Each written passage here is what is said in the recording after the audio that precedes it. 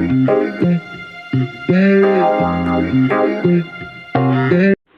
Everyone, welcome to my channel. आज के इस वीडियो लेक्चर में हम कॉन्स्टिट्यूशन लॉ के chapter 4 features of Indian constitution को कवर करेंगे। चलिए स्टार्ट करते हैं अपने इस टॉपिक को। सबसे पहले जो पॉइंट है हमारा learn the clear constitution in the world. जो हमारा संविधान है और बाकी जितने भी कंट्री में और बाकी जितने पूरे वर्ल्ड में जितने भी कॉन्स्टिट्यूशन, उन सबसे ज़्यादा जो लेंदी है हमारा संविधान है। ऐसा क्यों? ऐसा इसलिए क्योंकि हमारे कॉन्स्टिट्यूशन में about there are 395 articles which is divided into 22 parts with 12 schedules और अबाउट 106 अमेंडमेंट अब तक हो चुके होंगे। दैट्स वाई जो हमारा कॉन्स्टिट्यूशन इतना ज़्यादा लेंदी हो जाता है, इतना ज़्यादा बल्कि हो जाता है। और भी बहुत से कुछ रीजंस होते हैं हमारे इस जो कॉन्स्टिट्यूशन है उसके नेचर को बल्कि बनाने में, उसके इतना लेंदी बनाने में। तो सबसे पहले मैं आपको बता दूँ, जो हमारे फ्रेमर्स थे कॉन्स्टिट्यूशन के, वो अबाउट 60 कंट्रीज़ के जो संविधान थे ना, 60 कंट्रीज़ के जो संविधान थे, वो इन संविधान से एक्सपीरियंस लेकर लिए थे, तब जाकर के हमारा भारत का संविधान बना था। और जो हमारे संविधान के जो निर्माता है उन्हें ये पता था, ये इस डिफिकल्टी से अवेयर थे कि फ्यूचर में ऐसा कुछ लूप होल्स आ सकते हैं, कुछ डिफेक्ट्स आ सकते हैं। दैट्स वाई उन्होंने हमारे संविधान में गुड प्रोविजंस को इंसर्ट किए। फॉर एन एग्जांपल, जैसे कि हमने यूके की कॉन्स्टिट्यूशन है, वहाँ से हमने पार्लियामेंट्री फॉर्म ऑफ गवर्नमेंट को अडॉप्ट किया। देन हमने फंडामेंटल राइट्स जो है हमारा फंडामेंटल राइट्स को हमने अडॉप्ट किया था अमेरिकन कॉन्स्टिट्यूशन से। फिर हम आयरलैंड से अडॉप्ट किया था DPSP, directive principle of state policy को। फिर हम अडॉप्ट किए थे जर्मन के जो कॉन्स्टिट्यूशन थे, वहाँ से हमने इमरजेंसी को अडॉप्ट किया था। और साथ ही गवर्नमेंट ऑफ इंडिया एक्ट 1935 से भी इमरजेंसी का जो प्रोविजन से अडॉप्ट हुआ था हमारे कॉन्स्टिट्यूशन में। तो ये एक कारण होता है कि हमारा जो कॉन्स्टिट्यूशन है इतने सारे प्रोविजन की वजह से जो एक लेंदी बन जाता है, क्योंकि अलग अलग कंट्री से हमने अलग अलग प्रोविजन को उठाया है, ताकि हमारे जो संविधान है अच्छा बन सके और इन फ्यूचर जो है कुछ ऐसा मतलब डिफेक्ट ना आए उसमें और कुछ प्रॉब्लम ना क्रिएट हो। तो ये भी एक कारण है कि जो हमारा संविधान इतना ज़्यादा लेंदी है। दूसरा कारण ये है कि हमारा संविधान का लेंदी होना इसलिए क्योंकि जो बल्कि संविधान है वो ऐसा स्ट्रक्चर है ना कि वो सेंट्रल गवर्नमेंट हो या स्टेट गवर्नमेंट हो, दोनों के ऊपर ही एक ही किताब है, वो हमारा संविधान है। दोनों सरकार कैसे चलेगी वो सारे एक ही किताब में दिया है, वो है कॉन्स्टिट्यूशन। ठीक है, चाहे वो सेंट्रल गवर्नमेंट हो या चाहे वो स्टेट गवर्नमेंट हो, doesn't matter. But other countries like America, वहाँ पे जो है वो अमेरिका जो है अपने स्टेट को जो है अपना कॉन्स्टिट्यूशन अलग से बनाने का ये देती है, चांस रहती है। बट जो इंडियन कॉन्स्टिट्यूशन है यहाँ पे ऐसा कुछ भी नहीं है, एक ही संविधान होगा, इसमें सारे जो इंडिया के जो कुछ भी नियम कानून है वो चलेंगे। अब जो तीसरा पॉइंट होता है इसकी बल्किनेस का, वो ये है कि जो हमारा कॉन्स्टिट्यूशन, जो हमारी कंट्री है, इतना ज़्यादा वास्ट कंट्री है, different language, culture etcetera. That's why जो इतने सारे प्रोविजन एडअप हुए हैं हमारे कॉन्स्टिट्यूशन में, ये भी इसे एक बल्कि बनाते हैं, इसे लेंदी बनाते हैं। और लास्ट एक पॉइंट होता है कि इतनी सारी फंडामेंटल ड्यूटीज, राइट्स वगैरह है जो हमारे जो संविधान का जो नेचर है इसे बहुत ही ज़्यादा बल्कि बनाते हैं और लेंदी बनाते हैं। तो ये सब कारण है कि क्यों हमारा जो कॉन्स्टिट्यूशन है इतना ज़्यादा लेंदी है और बाकी संविधान से। अब बात करते हैं कि पार्लियामेंट्री फॉर्म ऑफ गवर्नमेंट और प्रेसिडेंशियल फॉर्म ऑफ गवर्नमेंट। सबसे पहले तो हम बात करते हैं पार्लियामेंट्री फॉर्म ऑफ गवर्नमेंट का। तो पार्लियामेंट्री फॉर्म ऑफ गवर्नमेंट होता है वो इंडिया ने अडॉप्ट किया। इंडिया ने इसे इसलिए अडॉप्ट किया पार्लियामेंट्री फॉर्म ऑफ गवर्नमेंट को कि क्योंकि जो पार्लियामेंट्री फॉर्म ऑफ गवर्नमेंट था ये शुरू से एग्जिस्टेंस में था हमारे इंडिया में और लोगों को पार्लियामेंट्री फॉर्म ऑफ गवर्नमेंट का ज़्यादा अवेयरनेस था। दैट्स वाई जो हमारे जो संविधान के मेकर्स थे उन्होंने पार्लियामेंट्री फॉर्म ऑफ गवर्नमेंट को अडॉप्ट किया। और दूसरा ये कारण था कि जो पार्लियामेंट्री फॉर्म ऑफ गवर्नमेंट है ये एक रिस्पॉन्सिबल गवर्नमेंट होती थी। इस कारण की वजह से भी जो हमारे संविधान के जो मेकर्स थे उन्होंने पार्लियामेंट्री फॉर्म ऑफ गवर्नमेंट को अडॉप्ट किया था। अब बात करते हैं पार्लियामेंट्री फॉर्म ऑफ गवर्नमेंट में होता क्या है। पार्लियामेंट्री फॉर्म ऑफ गवर्नमेंट में बेसिकली जो हेड होता है वो प्रेसिडेंट होता है और जो रियल एग्जीक्यूटिव पावर होता है वो काउंसिल ऑफ मिनिस्टर के हाथ में होता है, जिसके जो हेड होते हैं वो प्राइम मिनिस्टर होते हैं। मतलब कुल मिला के हम कह सकते हैं कि हेड सिर्फ नाम के प्रेसिडेंट होते हैं, बट जो रियल हेड होता है वो प्राइम मिनिस्टर होता है। अब जो कैबिनेट मिनिस्टर्स होते हैं ना, इन्हें लोअर हाउस को रिस्पॉन्सिबल होना पड़ता है, इन्हें जवाब देना पड़ता है, लोअर हाउस यानी कि लोकसभा को। और ये जो लोकसभा के जो मेंबर्स होते हैं ये लोगों के द्वारा डायरेक्टली चुने जाते हैं, जिनका जो टेंचर होता है 5 साल का होता है। और ये सेम जो है एप्लीकेबल होता है स्टेट में भी। और ये जो पार्लियामेंट्री फॉर्म ऑफ गवर्नमेंट है ये रिस्पॉन्सिबल गवर्नमेंट होते हैं, ये the government are responsible to the legislature. Where if we talk about the presidential form of government, तो प्रेसिडेंशियल फॉर्म ऑफ गवर्नमेंट जो है अमेरिका के स्टेट में अप्लाई किया जाता है। यहाँ पर जो गवर्नमेंट है, जो सरकार है, जो हेड है वो प्रेसिडेंट होता है और जो रियल एग्जीक्यूटिव पावर है ये प्रेसिडेंट के ही हाथ में होता है। और जो प्रेसिडेंट है इसे डायरेक्टली इलेक्ट करते हैं लोगों के द्वारा, जिसका जो टेंचर होता है 4 साल का होता है। और जो प्रेसिडेंट के जो मेंबर्स है ना वो और प्रेसिडेंट के मेंबर्स जो है वो रिस्पॉन्सिबल नहीं होते लोअर हाउस के। वहाँ का जो लोअर हाउस होता है कांग्रेस होता है। तो जी प्रेसिडेंट और जो कैबिनेट मिनिस्टर्स है वो लोअर हाउस को रिस्पॉन्सिबल नहीं होते हैं और जो कैबिनेट है वो डायरेक्टली जो है ये अपॉइंट होता है प्रेसिडेंट के द्वारा। तो जो कुछ भी आंसर देना होता है ये मिनिस्टर्स को, ये प्रेसिडेंट को ही आंसरेबल होता है, because they are directly appointed by the president. अब हम बात करते हैं what are the merits of the presidential system. तो पहला मेरिट जो होता है प्रेसिडेंशियल सिस्टम का वो ये होता है, जो सीजनल डिस्प्यूट होते हैं बिटवीन पार्टीज के बीच में, जो डिस्प्यूट अराइज होते हैं वो इन सबसे फ्री रहते हैं, और जो टेंशन होता है सरकार का वो फिक्स होता है, जो उसकी स्टेबिलिटी को दर्शाता है। दूसरा एक मेरिट हो सकता है प्रेसिडेंशियल फॉर्म का ये है कि जो प्रेसिडेंस फॉर्म में जो प्रेसिडेंट होते हैं ना, वो फ्री होते हैं अपने मिनिस्टर्स को चूज करने के लिए with the best talent with in the country जो अवेलेबल होते हैं। और तीसरा एक पॉइंट होता है ये कि जो डिजीज है अब्सकॉन्डिंग का, जो डिफेक्शन का जो डिजीज है ना, ये नहीं होता, ये रिमूव हो जाता है, इसे ये डिस्करेज करता है, ताकि जो पॉलिटिकल पार्टीज में जो पॉलिटिकल पार्टीज के जो मेंबर्स हैं, जो पॉलिटिकल पार्टी जो है उसमें डिसिप्लिन मेंटेन रहे। तो ये सारे मेरिट होते हैं प्रेसिडेंशियल सिस्टम के। अब हम बात करते हैं पार्लियामेंट्री सिस्टम का। पार्लियामेंट्री सिस्टम का क्या मेरिट्स होता है? पहला मेरिट होता है पार्लियामेंट्री सिस्टम का कि ये एक रिस्पॉन्सिबल गवर्नमेंट होता है, ठीक है, इन्हें जवाब देना पड़ता है, ठीक है। दूसरा मेरिट ये होता है जो हमारे जो प्राइम मिनिस्टर है, जो 2/3 मेजोरिटी को एंजॉय करते हैं इन पार्लियामेंट, वो प्रेसिडेंट ऑफ यूके से भी ज्यादा पावरफुल होता है। ओके, तीसरा जो पॉइंट होता है हमारे parliamentary form of system of government का वो ये होता है, जो डिफेक्शन, जो डिजीज है डिफेक्शन का, अब्सकॉन्डिंग का, इसे रिमूव किया जा सकता है अगर हमारे कॉन्स्टिट्यूशन में जो हमारा जो लेजिस्लेचर है, हमारा जो लेजिस्लेचर है उसको सही तरीके से बेटर तरीके से इम्प्लीमेंट किया जाए, मतलब हमारा सही तरीके से इसके साथ काम किया जाए। फिर चौथा जो पॉइंट होता है हमारा merits of the parliamentary system of government का ये कि जो प्राइम मिनिस्टर है वो फ्री होते हैं, उन्हें कोई चुन नहीं कर सकता कि अपने प्राइम मिनिस्टर, अपने जो मिनिस्टर्स है उसे, अपने जो कैबिनेट मिनिस्टर है उसको चुनेंगे। प्राइम मिनिस्टर जो है फ्री होता है अपने कैबिनेट मिनिस्टर को चूज करने के लिए, मतलब best talent available in the country. तो ये सारे कुछ जो मेरिट्स है ये प्रेसिडेंशियल और पार्लियामेंट्री सिस्टम के होते हैं। अब हम बात करते हैं unique blend of rigidity and flexibility. तो unique blend of rigidity and flexibility में क्या होता है? जो हमारा संविधान है वो रिजिड भी है और फ्लेक्सिबल है, दोनों का मिक्सचर है। कैसे? रिजिड इन सेंस की जो हमारा जो अमेंडमेंट का जो प्रोसीजर है वो थोड़ा कॉम्प्लिकेटेड हो, थोड़ा डिफिकल्ट हो, ताकि जो हमारा बेसिक स्ट्रक्चर है संविधान का वो स्ट्रक्ट में आए। फ्लेक्सिबल इन सेंस की जो हमारा संविधान है इतना ज़्यादा फ्लेक्सिबल होना चाहिए, एक ऑर्गेनिक डॉक्यूमेंट है हमारा संविधान, तो इसलिए इतना ज़्यादा फ्लेक्सिबल होना चाहिए कि ये समय के अकॉर्डिंग जो है चेंजेस कर सके, अमेंडमेंट कर सके। तो मैं आपको बता दूँ अब तक कम से कम 106 अमेंडमेंट जो हो चुके हैं हमारे संविधान में। तो हम कह सकते हैं कि जो हमारा संविधान है वो रिजिडिटी और फ्लेक्सिबिलिटी का एक यूनिक मिक्स्ड ब्लेंड है, ठीक है।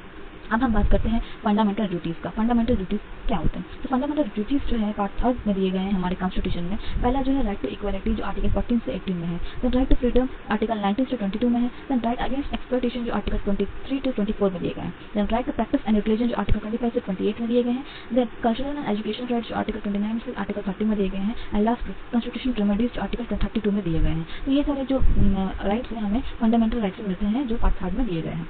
अब जो हमारा जो कॉन्स्टिट्यूशन है, संविधान है, हमें रेमेडीज प्रोवाइड करता है 5 रीट्स के जरिए। अगर किसी का वॉल्यूशन होता है उसके फंडामेंटल राइट्स का, तो हमारा संविधान जो है 5 रीट प्रोवाइड करता है एज अ रेमेडी। तो पहला जो रीट्स है वो हेबियस कॉर्पस है, दूसरा मैंडेमस है, तीसरा प्रोहिबिशन है, चौथा क्यू वारंटो है और पांचवा सर्टोरी है। अब हम बात करते हैं अपने नेक्स्ट टॉपिक का। तो जो नेक्स्ट टॉपिक है हमारा वो डीपीएसपी यानी directive principle of state policy. Directive principle of state policy है, एक पार्ट 4 में दिया गया है। ओके, तो जो directive principle of state policy है हमारा वो पार्ट 4 में दिया गया है, जिसमें जैसे कि unlike the fundamental rights our directive principle of state policy is not justifiable. मतलब कि जो नॉन जस्टिफिएबल है इसलिए क्योंकि जो हमारे संविधान हमारे जो स्टेट है, हमारे जो हम कह सकते हैं हमारे जो सरकार है, उनके ऊपर हम कोई एक्शन नहीं ले सकते इन कोर्ट ऑफ लॉ अगर वो पार्ट 4 के जितने प्रोविजन है directive principle of state policy के, अगर इनमें से कोई प्रोविजन को इम्प्लीमेंट करने में फेल हो गए तो हम उनके अगेंस्ट जो है स्टेट के अगेंस्ट कोई एक्शन नहीं ले सकते, क्योंकि ये नॉन जस्टिफिएबल होते हैं। बट नॉन जस्टिफिएबल होने के बावजूद भी है जो स्टेट को जवाबदारी देना पड़ता है अपने इलेक्टोर्स को during the time period of election. जो डायरेक्टिव प्रिंसिपल का जो बेसिक थिंग है, जो एम है, वो ये है कि एक वेलफेयर स्टेट बनाया जाए थ्रू द गवर्नमेंट के जरिए जो है एक वेलफेयर स्टेट किया जाए। तो जो ये वेलफेयर स्टेट का जो कंसेप्ट है इसे हम जो अचीव कर सकते हैं अगर सरकार जो है अपने हाई मोरल ड्यूटी के साथ जो है इन सबको अच्छे से इम्प्लीमेंट करे। तो अब बात करते हैं फेडरेशन विद स्ट्रॉन्ग टेंडेंसी। तो हमारा संविधान है फेडरल और यूनिटरी का ब्लेंड है, यानी कि फेडरेशन इन नेचर है और during the time period of emergency एक वाइटल चेंजेस हो जाता है। फेडरेशन से एकदम सारे जो पावर हैं एक ही हाथ में आ जाते हैं, सेंटर के पास आ जाते हैं। तो जो कुछ भी जो फिर मैटर्स होते हैं ना, जो कुछ भी जो लॉ मेकिंग होते हैं वो सारे सेंटर के पास आ जाते हैं। किसी भी मैटर का वो सेटल्स का सारे जो लॉ मेकिंग पावर है वो सेंटर के पास आ जाते हैं। इवन फाइनेंशियल पावर भी जो है वो सेंटर के पास आ जाते हैं। तो ये सारे कुछ जो है इमरजेंसी के टाइम होता है। तो हम कह सकते हैं फेडरेशन तो है, साथ ही यूनिटरी फॉर्म भी है, strong centralisation with strong centralising tendency. तो हम कह सकते हैं ये दोनों का फेडरेशन हो और सेंट्रलाइजिंग टेंडेंसी का जो एक मिक्स ब्लेंड है। अब हम बात करते हैं एडल्ट सफरेज का, जो आर्टिकल 326 से अडॉप्ट किया गया। ठीक है। तो जो सफ्रेज है जिसमें कि कोई भी मैन हो वुमेन हो 18+ का अगर होगा तो उसे राइट दिया जाता है कि अपने रिप्रेजेंटेटिव को वो इलेक्ट करें। और कोई भी महिला हो या औरत हो वो 18 से ऊपर का है तो उन्हें राइट टू वोट है विदाउट एनी डिस्क्रिमिनेशन। किसी भी तरह का डिस्क्रिमिनेशन नहीं होना चाहिए, रेप, कास्ट, किसी भी तरह का किसी भी बेसिस पे डिस्क्रिमिनेशन नहीं होना चाहिए इस वजह से, और सभी को इक्वली राइट देना होना चाहिए अपना वोट देने का अधिकार के लिए। अब हम बात करते हैं इंडिपेंडेंट जुडिशरी। तो हमारा जो जुडिशरी है, हमारा जो संविधान है, उसमें इतने सारे प्रोविजंस है ना, इतने सारे राइट्स हैं। तो अब ये बहुत ही नामुमकिन तो हो जाएगा अगर उसमें कोई ऐसे प्रोविजंस ही ना दिए गए हो जो हमारे इस राइट को सेफगार्ड कर सके। तो फिर ऐसे संविधान का मतलब कुछ सही का काम नहीं होगा। तो हमारा जो जुडिशियल रिव्यू है वो मतलब मोस्ट इंपॉर्टेंट रोल प्ले करता है for protecting our fundamental rights as well as ये जो पावर है बिटवीन सेंट्रल एंड स्टेट का, इसे भी बैलेंस करता है। तो जुडिशियल रिव्यू जो है हमारे फंडामेंटल राइट्स का एक गार्जियन की तरह रोल प्ले करता है, और साथ ही जो स्टेट और सेंट्रल के बीच पावर का बैलेंस होना चाहिए उसे मेंटेन करता है। अब बात करते हैं सेक्युलर स्टेट। सेक्युलर स्टेट जो स्टेट होता है जैसे कि स्टेट लाइक इंडिया, ये सेक्युलर स्टेट है। अदर स्टेट में जैसे कोई एक पर्टिकुलर रिलीजन का करता है, जैसे कि पाकिस्तान, वहाँ पे एक पर्टिकुलर रिलीजन का। कुछ ऐसे स्टेट होते हैं जहाँ पर कि पर्टिकुलर रिलीजन नहीं होते हैं। तो अब जहाँ पे कोई पर्टिकुलर रिलीजन नहीं होते हैं, तो अब जो स्टेट है जैसे कि इंडिया का जो सेक्युलर स्टेट है, तो यहाँ पर कोई पर्टिकुलर रिलीजन नहीं है, ठीक है। यहाँ पे सारे रिलीजन को इक्वली जो है ट्रीट किया गया है, ठीक है।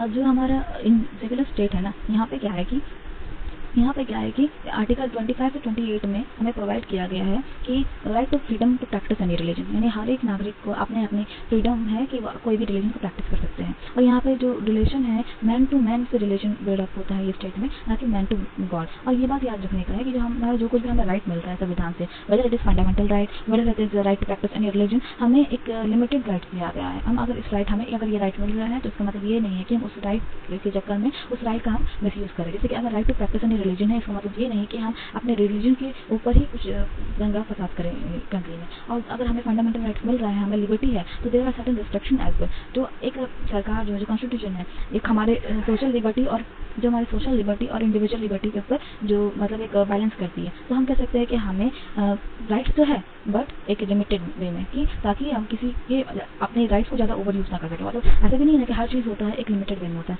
अगर वो लिमिटेड वे में ना किया जाए तो कोई भी जाहिर सा बात है कोई भी इंसान किसी का नुकसान करेगा। इसीलिए चाहे वो गवर्नमेंट हो या चाहे नॉर्मल पर्सन हो, सबका अपना अपना राइट्स है, बट एक लिमिटेड वे में है, लिमिटेड एरिया में है, ताकि एक जो कंट्री है एक अच्छे से चल पाए, एक फ्लोलेसली चल पाए विद बैलेंस पावर के साथ, ठीक है। हम बात करते हैं सिंगल सिटीजनशिप का। जो हमारा जो कंट्री है ये ड्यूअल पॉलिटी को प्रमोट करता है, यानी स्टेट और सेंटर का जो डिवीजन है वो पावर का जो डिवीजन है होता है। और जो हमारा जो सिटीजनशिप है वो हमें इंडिया में जो सिटीजनशिप वो सिंगल सिटीजन प्रोवाइड करता है। वैसे तो कंट्री लाइक अमेरिका, वहाँ पे डुअल सिटीजनशिप फॉलो होते हैं। अमेरिका में जो है डुअल सिटीजनशिप फॉलो होते हैं। जैसे कि पहला जो सिटीजनशिप होगा अमेरिका के लिए अलग सिटीजनशिप और स्टेट के लिए अलग सिटीजनशिप होता है। बट इंडिया में ऐसा कुछ नहीं है। इंडिया में जो इंडिया के जो नागरिक है या इंडिया के स्टेट से जो कोई बिलोंग करते हैं नागरिक, वो सारे को एक ही सिटीजनशिप होगा, वो होगा इंडिया का सिटीजनशिप, यानी every Indian is a citizen of India.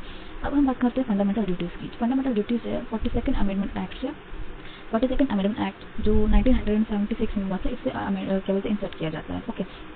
और इसमें 10 फंडामेंटल ड्यूटीज होते हैं। बाद में जाकर के एक और फंडामेंटल ड्यूटीज को एडअप कर दिया जाता है, एक और फंडामेंटल ड्यूटीज को एडअप कर दिया जाता है, और जो कि होता है आपका 84th amendment act, 84th, okay.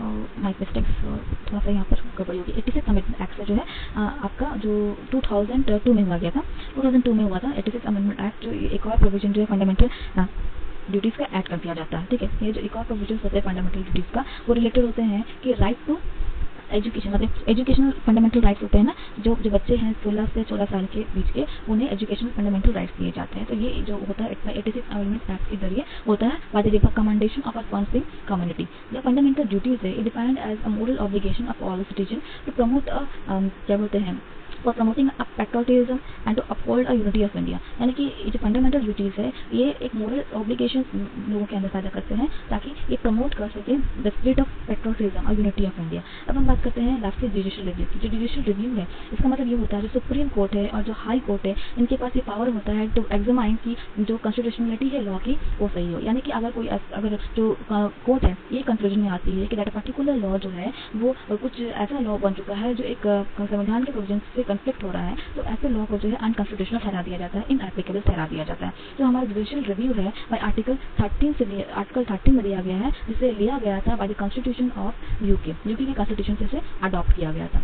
अब हम बात करते हैं कि जुडिशियल रिव्यू इंपॉर्टेंट क्यों होते हैं। There are several reasons why judicial review is important. पहला तो it uphold the principle of supremacy of the constitution. Second है कि बैलेंस करते हैं power between central and state, यानी कि सुप्रीमेसी बनाए रखते हैं कॉन्स्टिट्यूशन की, बैलेंस बनाए रखते हैं स्टेट और सेंटर की पावर की, और हमारी जो फंडामेंटल राइट है इसे प्रोटेक्ट करता है। That's why the judicial review is very important. तो यहाँ पर जो हमारा टॉपिक था ना, यहाँ पे जितना भी टॉपिक्स था ये सारा कुछ यहाँ पे खत्म हो चुका है। अब हम मिलेंगे अपने नेक्स्ट वीडियो में नेक्स्ट टॉपिक के साथ। तब तक के लिए बाय, टेक केयर।